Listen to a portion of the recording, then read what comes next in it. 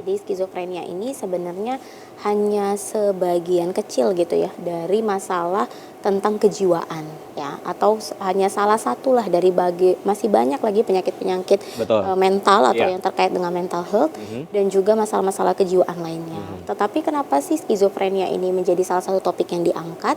Karena sampai hari ini kita masih menemukan banyak mitos-mitos ya Mhm. yang seringkali itu dijadikan sebagai sebuah realita dalam Betul. tanda kutip. Mhm. Padahal sebenarnya itu hanyalah sebuah mitos gitu. Halusinasi ini kan biasanya paling sering ya dia Mhm. muncul. Jadi pasien itu datang dengan keluhan itu, keluarganya bilangnya itu justru di halusinasinya dulu. Iya.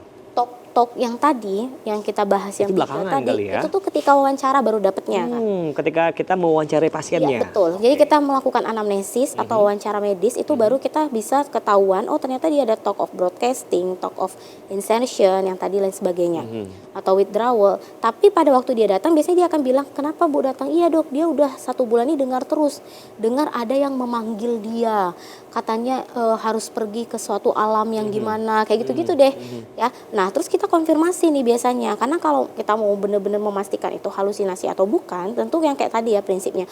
Orang lain bisa melihat, mendengar, merasakan nggak? Kalau misalnya lepas dari obat nih dokter yang menyebabkannya bakal kambuh lagi. Mhm. Nah, itu pengobatannya apakah pertanyaannya dimulai dari awal lagi atau seperti apa dokter? Oke, jadi kalau kita berbicara soal pengobatan, ini sebenarnya kita kembalikan kepada kondisi pada waktu dia kambuh. Hmm. Apakah ternyata kondisinya lebih buruk atau sekedar nggak terlalu buruk gitu, Mhm. tapi dia mulai nggak stabil lagi, mulai Iya. dengar-dengar lagi Mhm. dari yang udah nggak Mhm. ada jadi ada. Mhm. Biasanya kita sesuaikan dengan itu dan itu sudah ada protapnya, tergantung penilaian dari dokter psikiaternya, dokter spesialis jiwanya.